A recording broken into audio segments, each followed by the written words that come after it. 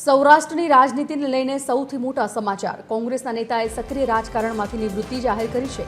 ઇન્દ્રનીલ રાજ્યગુરુએ રાજકારણમાંથી નિવૃત્તિની જાહેરાત કરી. પોતાના રાજકીય કારકિર્દીમાં સ્વૈચ્છિક નિવૃત્તિ જાહેર કરી છે. 60 વર્ષની ઉંમરનું બહાનું કાઢી અને ઇન્દ્રનીલ રાજ્યગુરુએ આગળ ધર્યું છે. છેલ્લા 3-4 મહિનાથી રાજ્યગુરુ રાજકારણમાં નિષ્ક્રિય હતા. મનપાની ચૂંટણી ટાણે જ રાજ્યગુરુની જાહેરાતથી કોંગ્રેસને મોટો ફટકો પડ્યો છે. શહેર મોવડી મંડળને પણ જાણ કરી હોવાની વાત તેમણે કરી છે.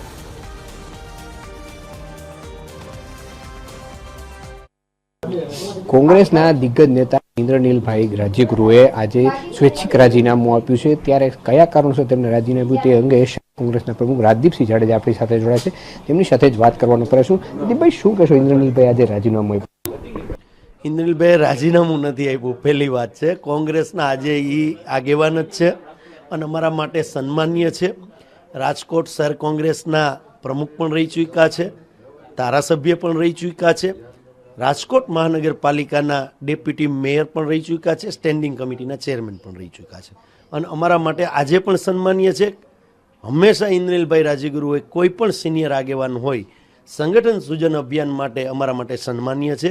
અને હમણાં જ આપ આવ્યા એ પહેલાં પણ મારે ઇન્દ્રનીલભાઈ સાથે ટેલિફોનિક વાત થઈ અને 3 મહિનાથી એમની જે ઉંમર 60 વર્ષ થઈ ગઈ છે, એટલે જાહેર ફંક્શનોમાં એ નથી જતા.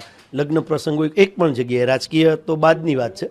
એટલે એમને એ જાહેરાત કરી છે. બાકી કોંગ્રેસની સાથે જ છે.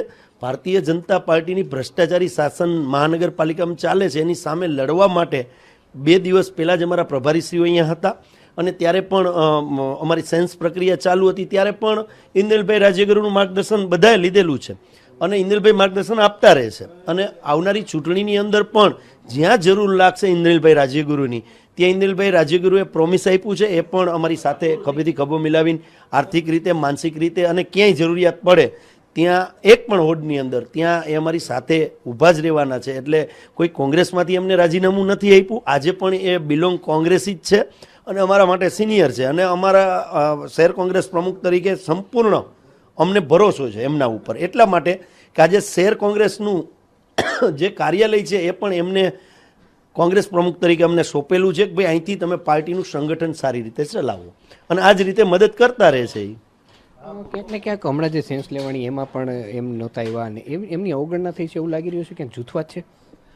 ભારતીય જનતા પાર્ટીમાં જે જૂથવાદ છે કોંગ્રેસમાં નથી. કોંગ્રેસ એક પરિવારની ભાવનાથી આગળ વધી રહી છે આવનારી સ્થાનિક ચૂંટણીની અંદર.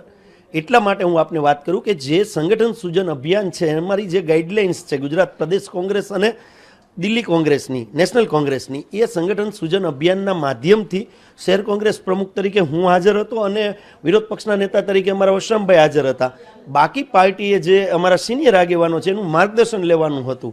કોઈને હાજર રાખવાની એ સંગઠનના પરિપત્રમાં જ સૂચના નહોતી.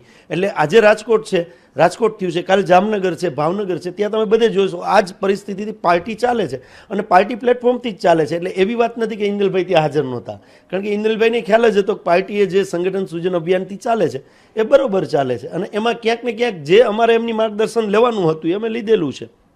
મનપાની ચૂંટણી પહેલા કોંગ્રેસ માટે આ ઝટકો કહી શકાય? જરા પણ ઝટકો ન કહેવાય, 0 લેવલ પણ ઝટકો ન કહી શકાય. એટલા માટે કે ઇન્દ્રનીલભાઈ રાજ્યગુરુ અમારી સાથે જ છે. આજે જ મારે ટેલિફોનિક વાત થઈ કે જે 1 થી 18 વોર્ડમાં જ્યાં ક્યાંય મારી જરૂરિયાત હોય એ તું મને રૂબરૂ આવીને મળીને કહેજે અથવા ટેલિફોનિક કહેજે. જ્યાં આર્થિક જરૂરિયાત કોઈ ઉમેદવારને લાગતી હોય તો પણ કહેજે. તો આથી વિશેષ ઝટકો કઈ રીતે હું કહી શકું ઝટકો?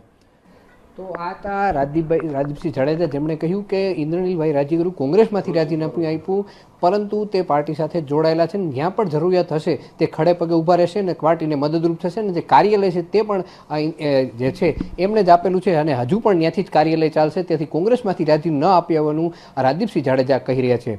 કેમેરામેન રવિ ચાવડા સાથે રવિ મોટવાણી, TV13 રાજકોટ.